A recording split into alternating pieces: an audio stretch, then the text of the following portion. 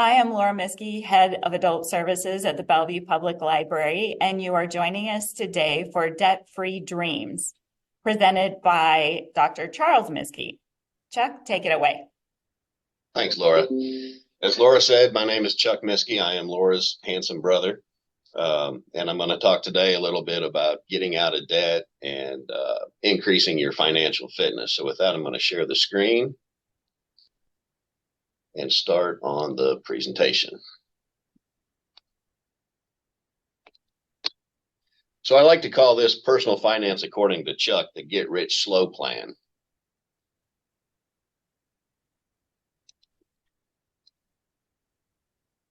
Now, I'm a little bit weird. I'm not a personal finance expert. I'm actually a fish biologist, but I find personal finance extremely exciting. I know I'm weird. But I just want to share with you what I learned so you can hopefully improve your financial well-being and retire wealthy. That's what we all want, isn't it? It's up to you to decide whether or not to take my advice or not. I'm not selling anything, and so it doesn't affect me one way or the other. But you got to be careful of who you take advice from, because financial advisors are going to tend to want to sell you their products. If you're in a public employees retirement system, the public employees retirement representatives are going to want you in the public employees retirement system. If you're lucky enough to have an optional retirement plan through work, the optional retirement plan representatives want you in ORP, so it's in their best interest.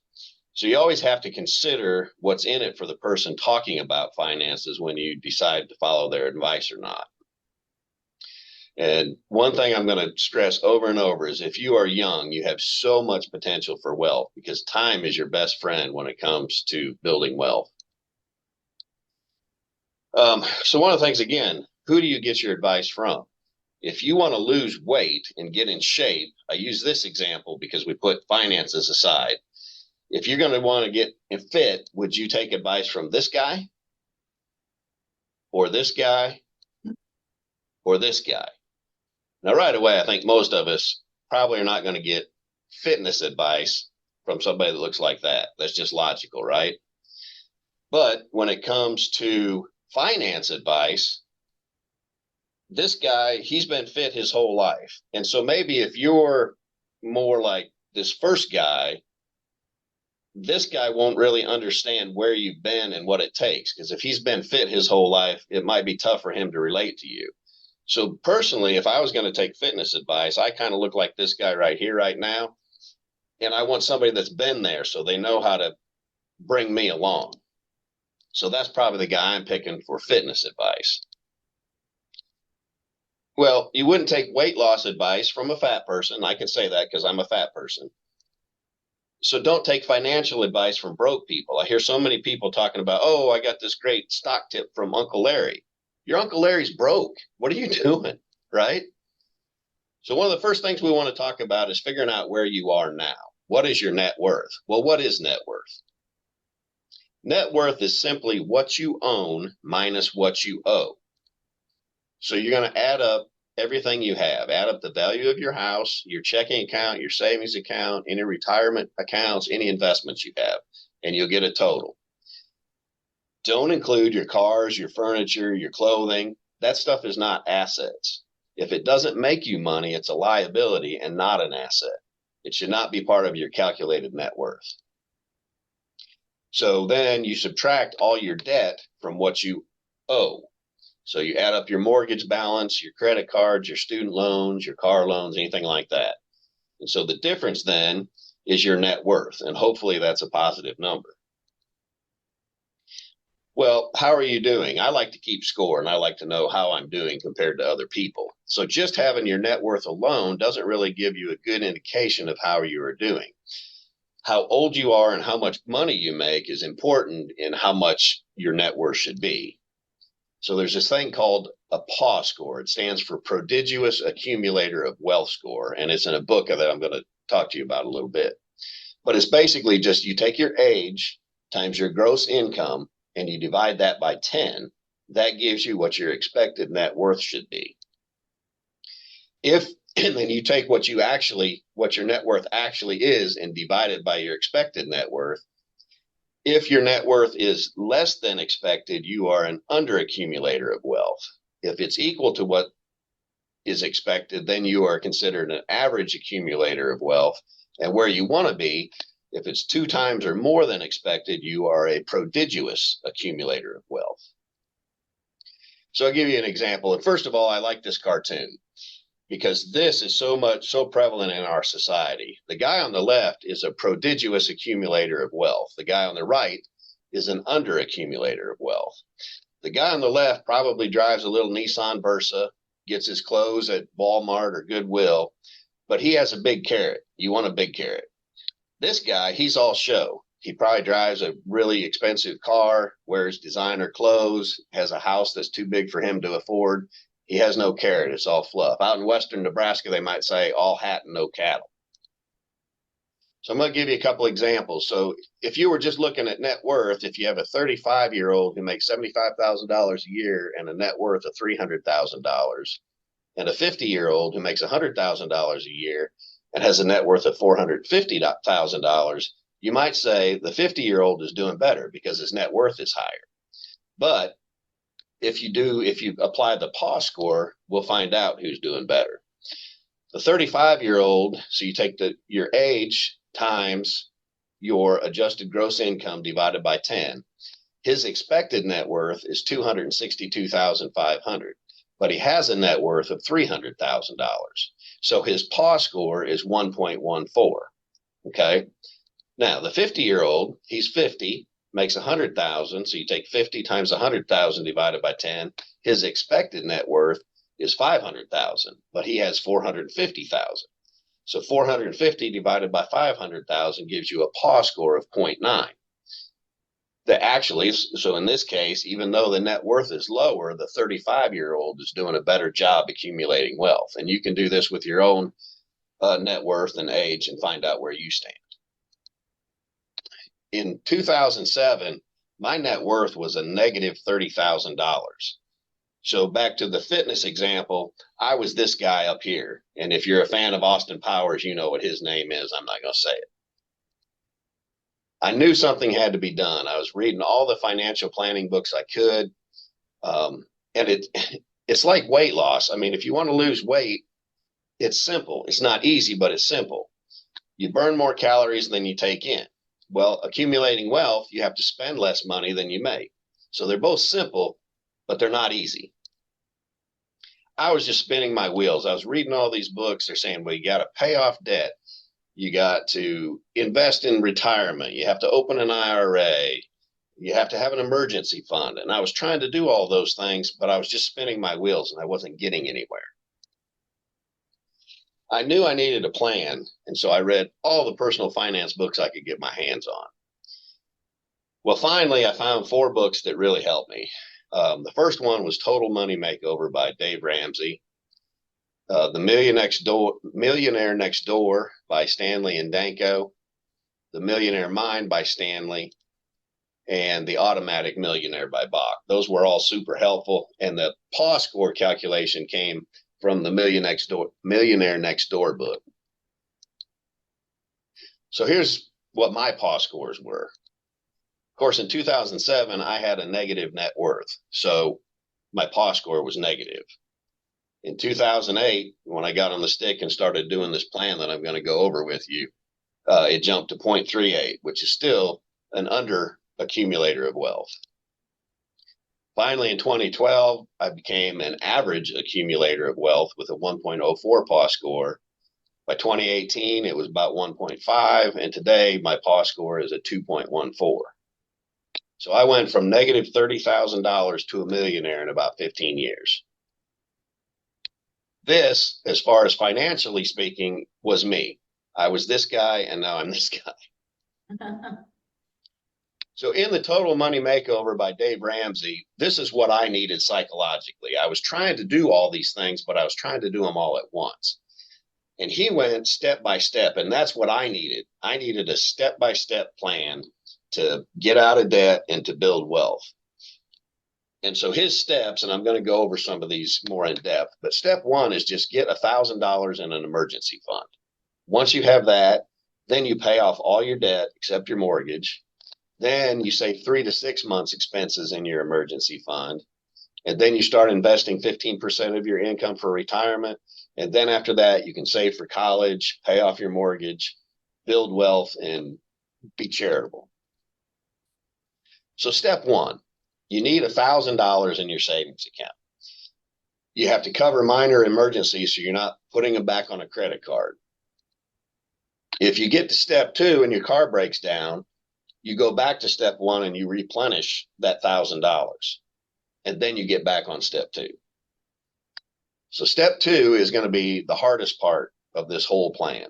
You pay off all your debt, your credit cards, your car notes, your student loans. And what works psychologically is to pay the smallest one off first. I know some financial advisors will tell you to pay off the one with the highest interest rate, but these little wins help give you confidence, and it really is insignificant if you start doing this because you're going to get the psychological win. You're going to pay off the smallest debt instead of the largest interest rate, but you're going to get paid off fast enough where really the interest rate's not going to affect that much.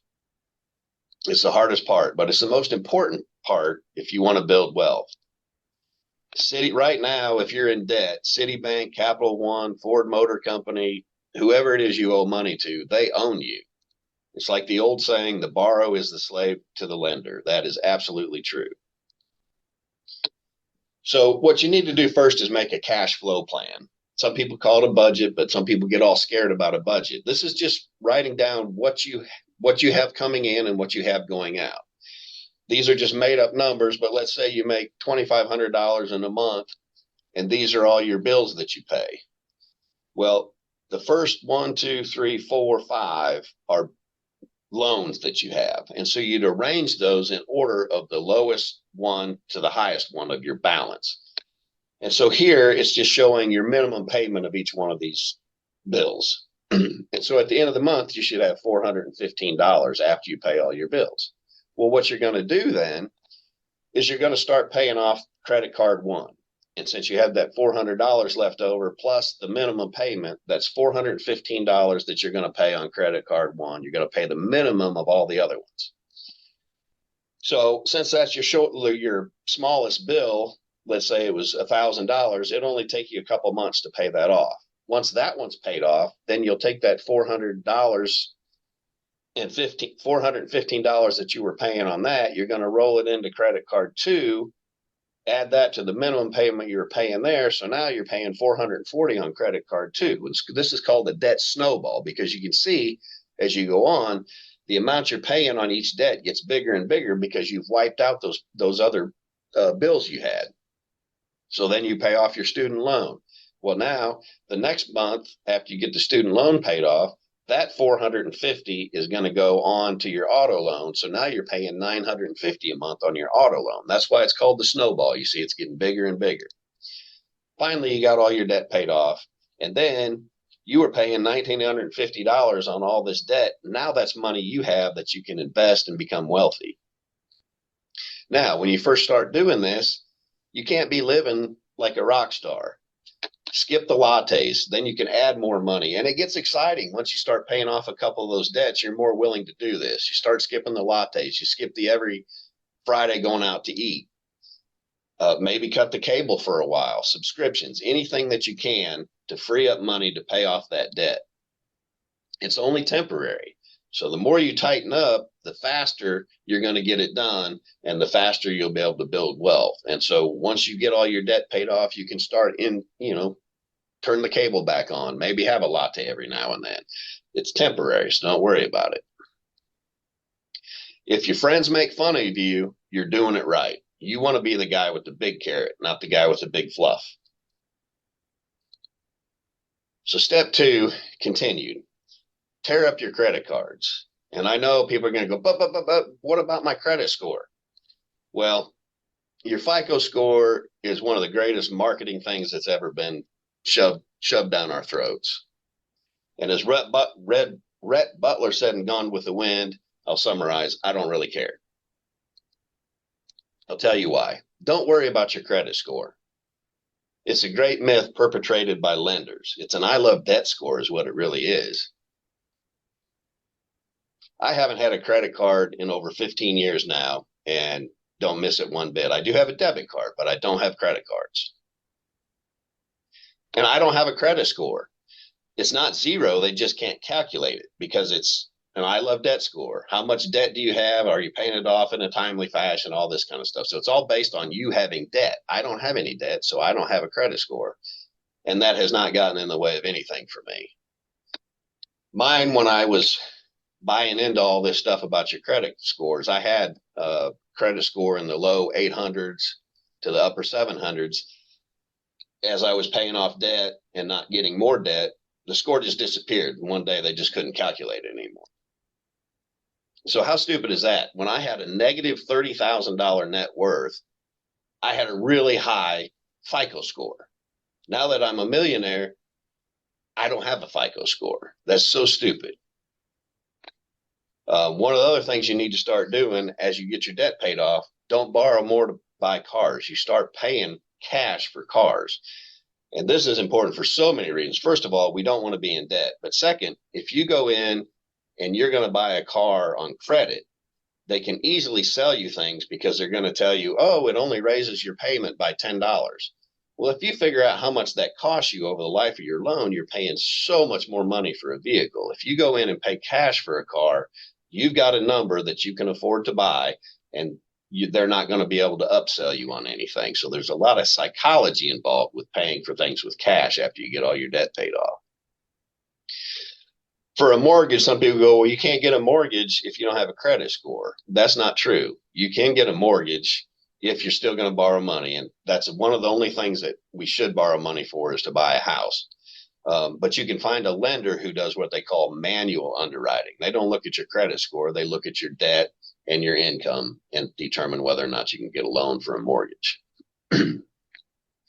So once you have all your debt paid off, it's step 3. You save 3 to 6 months of expenses. And this is not, some people don't like doing that because it may be $30,000 that you're just going to have in a savings account. It needs to be in an easy to get to place, not an investment. This is insurance against Murphy's Law. So if something bad happens, you have the money. You don't have to put it on a credit card. You pay for whatever it is, and then you replenish that money later. But it has to be easily accessible, and this is not an investment. This is insurance. Then in step 4 is where the fun begins. Save 15% of your income in retirement. So if you have a good job, they probably already do that. I work for Mississippi State University. They automatically take money out of my check for retirement. But even if they do that, it's best to invest outside of your 401k or your 403b or whatever you have for retirement at work, especially if you're in a public employees retirement system. And I'll talk about that in a minute. Then the next steps, 5 through 7, are self-explanatory. You save for college, you pay off your mortgage, you build wealth, and you give. None of these are as important as step 1 through 4. If you get through steps 1 through 4, you're doing great, and you'll probably on your own figure out steps 5 through 7. So I want to talk a little bit about work retirement. So at my work for the state of Mississippi, the employee, 9% of your paycheck comes out and goes into your retirement. The employer pays 17.4%. So that's really good. But when you first start working, you have to choose between the public employees retirement system. Luckily, they give us an option for an optional retirement plan. And so the public employees retirement system, which you may have at your work as well, is called a defined benefit plan. The amount that you and your employer put in is really irrelevant, because what you get in retirement is based on your highest 4-year salary average, and then there's a service factor that they multiply that for. So it doesn't have anything to do with how much money you put into the system. So for simplicity, let's say you make $50,000 a year and you work for 30 years. With the public employee system at Mississippi, it's 30 years would give you a service factor of 0.625. So you take $50,000 times 0.625, that gives you what they pay you every year in retirement. Then it's $31,250 a year, or $2,604 a month, which is fine. That sounds pretty good. But if you're already in something like this, that's where you are. You can't change it. But these next slides are going to show you what you can do with your IRA if you're already in a public employee's retirement system, or this is what would happen if you have an optional retirement plan. So the optional retirement plan is a defined contribution. What you put in determines what you get out at the end. It's not a defined benefit, it's a defined contribution. So you're putting an amount in every month. So let's use the same person as an example. You put $50,000, you make $50,000 a year for 30 years. Well, as I told you before, the employee's share was $375 a month. The employer put $725 a month. So your total investment was $1,100 a month. With the optional retirement program, and this would be the same thing, these numbers work if you're doing an IRA as well, but the employee gets to choose here one of three companies. There's Valent, Voya, and TIAA Cref. And then you get to choose what you invest your money in within each of these companies. So let's say a wise employee decided that he's going to keep it simple and he's just going to invest in the S&P 500 index fund. And I'm going to talk more about what index funds are later. But the S&P index fund has returned an average annual growth of 11.13% over the past 50 years, which is pretty incredible. Oh, and just a quick little side note. You all know who this is. This is Warren Buffett, the Oracle of Omaha. And his view, which is to keep it simple, his net worth is around $104 billion. So I think he's somebody I'm going to listen to when they talk about finance. He doesn't invest in something he can't understand. And so that's why I like to keep things simple. I'll explain what the S&P 500 is in a minute. But I don't understand Bitcoin. I don't know if you do or not, but I'm not investing in something that I don't understand. So I'm not going to invest anything in Bitcoin. I don't think Warren Buffett does either.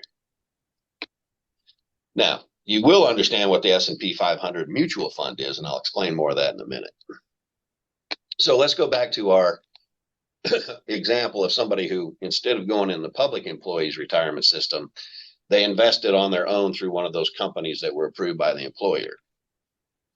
And let's be conservative. I just told you the S&P 500 returned over 11% over the last 30 years. Well, let's say it only returns 8.9%. You can plug all this into a spreadsheet, and in 30 years, you're going to have $1.9 million. And that's your money at retirement. The problem with the defined benefit plan is once you die, there's not a big pot of money in there that goes to your heirs. That's just gone. And so that's $1.972 million. And you can just live off the annual return. So once you get that much money, that money is going to be making you money. So that 1.97 million at 8.9% would give you $175,000 a year to live on, or $14,000 a month. And when you die, you've been living off of just the return, so you have about $2 million to leave to your heirs. So what happens, since the S&P has returned 11.13%, we were conservative and used 8.9%. Well, let's say the S&P did terrible over the next 30 years and only returned 5%. In that case, after 30 years, you'd still have $915,000. And a yearly return on the principal, if it went back to 8.9%, you'd be making $81,000 a year. Or if it was terrible and only returned 5% for the next period of time, you still have $45,000 a year, or $6,790 a month. And you still have that close to $1 million to leave behind. So let's compare these. Public employees retirement system, at retirement, it really doesn't matter. There's no number of what you put in. It's based on their little formula and the service factor. So your annual benefit would be $31,000 a year. You don't have any money left to give to your heirs. If you did an optional retirement plan with a conservative 8.9% return, you would be able to get $175,000 a year at retirement, and you'd have 1.9 million left over to give to your heirs. If it did terrible at 5%, you'd get $81,000 a year, and you'd have almost $1 million to leave to your heirs. So to me, I think the choice is pretty clear. Now, what do you invest in? There's all kinds of things you can put your money in, starting with bank accounts all the way up to futures trading. But you have to balance risk and reward. And basically, anything from gambling, futures trading is even worse than gambling, and I'm not going to get into what all that is, but that's a terrible idea to put your money in something like that. So we're not going to gamble. We're not going to do futures trading. Individual stocks kind of fall into that same category. If you put all your money in one company stock and that company crashes, then you're screwed. So we really don't want individual stocks. You have to be diversified. You have to have lots of different stocks, and most people are not going to be able to afford to be diversified by picking individual stocks and investing in those. Then on the other side, if you just put your money in a savings account or in bonds or in cash, you're not going to have any return to make up for inflation. So those are bad ideas to put your money in because you don't have enough return. You're going to be losing money because of inflation. So that leaves us with mutual funds. And you have index mutual funds and you have managed mutual funds. Index mutual funds are my favorite. But let's first talk about what is a bond. Well, you and thousands of your closest friends become lenders. You pool your money and then you let some company borrow that money from you. It can be a government bond, so the government's borrowing that money from you. You're lending to the federal government. So it's safe, but there's not usually a big return on that. Municipal bonds, you lend money to states, cities, counties to build roads, schools, etc. So again, it's pretty safe, but you don't get a great return. Corporate bonds, you lend money to corporations. Junk bonds or high yield bonds, you lend money to bad credit rating companies. Now, unlike your FICO score, a company's credit score is important, and they are indicators of financial fitness of that company. So it's risky to lend money to companies that have bad credit ratings.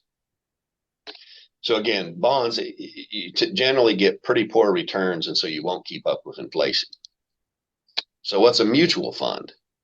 Well, with stocks, you are the owner instead of a lender, and you actually own part of that company. But if you buy individual stocks, that's risky in case the company goes under. As I mentioned before, individuals can't really afford to diversify by just buying individual stocks. You don't want to put all your eggs in one basket. You want to spread that money out into different companies. Well, one way you can do that is by investing in a mutual fund. This is where thousands of people mutually pool their money together and they buy stocks with it, or bonds if you got a bond portfolio, but we don't want to do that. Through a mutual fund, then, you own small pieces of many different companies.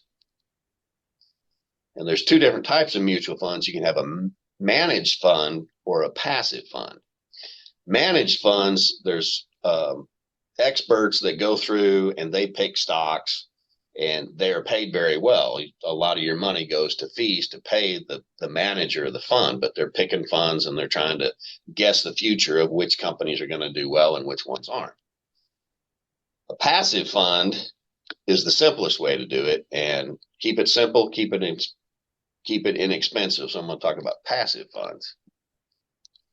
There are different market indices. You've heard these like the Dow 30, NASDAQ, all these different things. But the Dow 30 is just 30 stocks of prominent companies, mostly in the New York Stock Exchange. So if you see a ticker on the bottom of the screen that says a price for the Dow 30, that's just the average of 30 of these different companies of their price each day.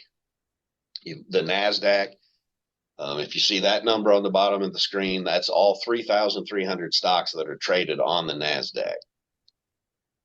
The Russell 2000 or 2,000 small companies.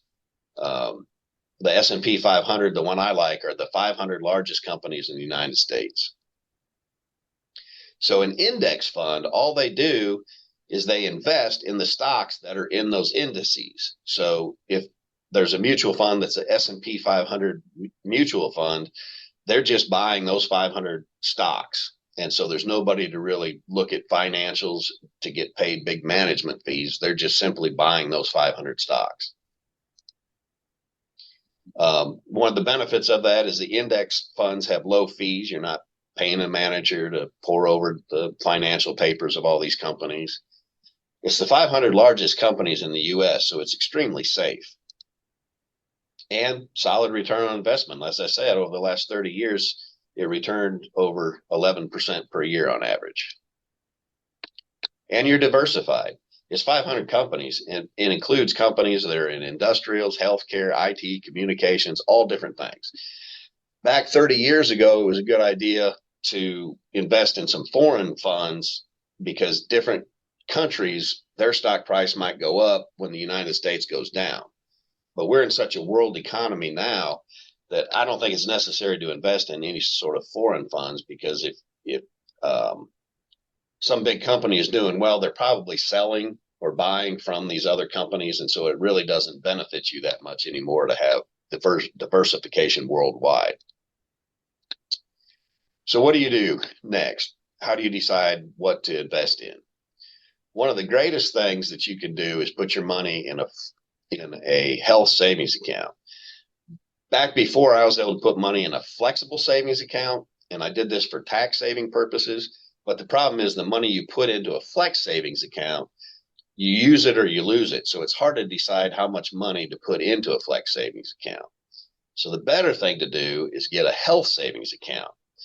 And right now, the annual contribution is $4,150 for an individual, or $8,300 for a family. So that's, $692 a month for a family that they can put into a health savings account. That carries over year to year, and it can be invested in the S&P 500. It's tax deductible going in, and it's tax-free coming out. There isn't anything else like it. And so what I do is I invest the maximum I can in a health savings account, and then when we have medical bills come up, unless it be something completely overwhelming, we just pay off those medical bills, and then we save our receipts so you can get the money out tax-free later. After age 65, with a health savings account, you can withdraw for any reason, but it's taxed if you don't have receipts for medical expenses. But my understanding is I can save my receipts from 2024, and 30 years from now, if I still have those receipts that showed I used my money to pay for those medical expenses, I can take the money out then tax-free. But the only caveat is you must be covered under a qualifying high deductible health insurance plan to be able to invest into a health savings account. Well, the other places you can invest money are IRAs. There are two different types of IRAs, and that IRA just stands for Individual Retirement Arrangement. And you can do a Roth or a traditional. The Roth, the money's taxed going in, so you don't get a tax deduction each year based on how much money you put in your Roth account. But it's not taxed then when you take it out in retirement.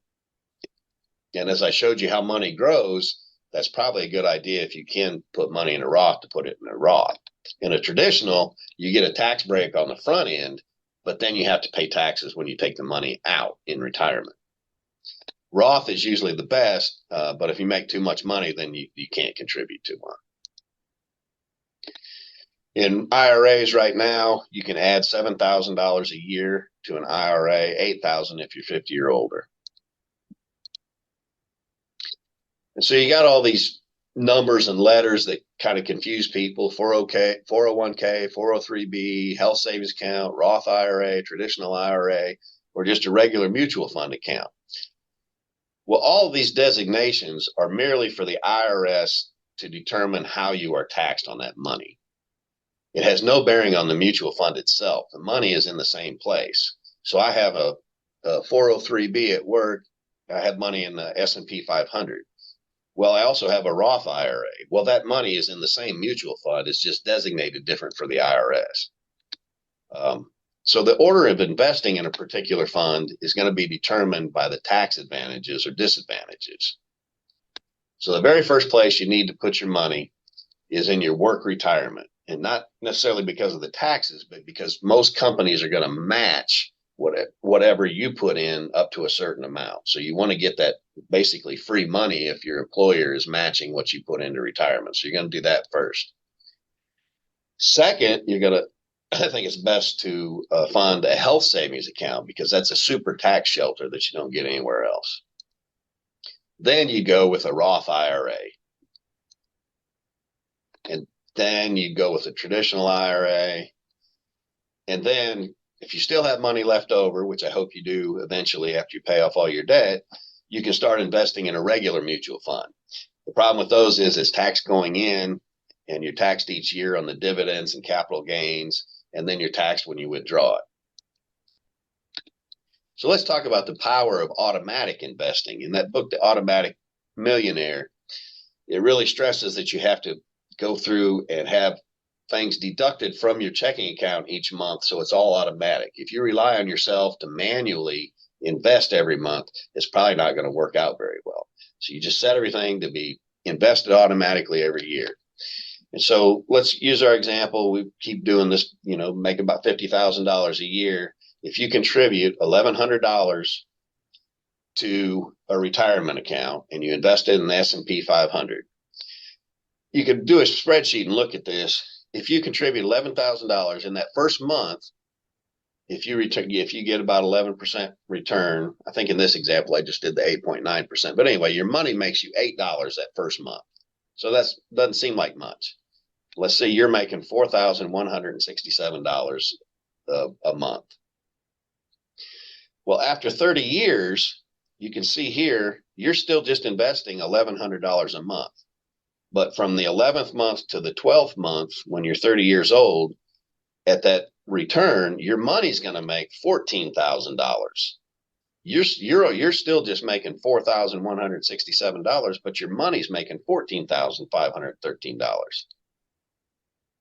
So again, our example of $50,000 a year investing in the S&P 500 at 8.9%, in year 18 is when your money will make more for you in a year than you make for you in a year, which is pretty neat. That's called the pinnacle point. So at year 18, in our example, your money is going to be making $50,000 a year, and you're going to be making it's going to be making $50,028 a year, while you're making $50,000 a year. That's the pinnacle point. That's when you actually have financial freedom. If you get fired tomorrow, your money's making more money for you than you were making for you. You always want to reinvest your dividends and capital gains. Well, what are dividends and capital gains?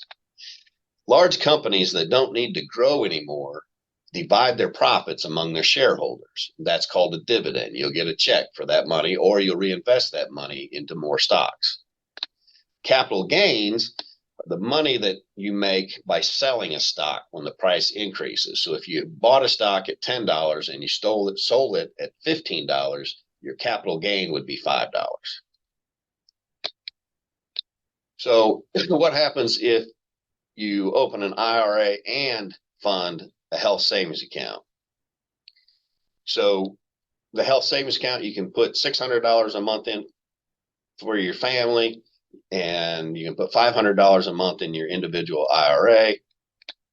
And look how much this grows. If you're young and you start doing this, if you have 40 years to work, you'd have $7 million by the time 40 years passed. And that's why it's so important not to have car notes, credit card debt, et cetera, because this graph is what the credit card companies are making off of you.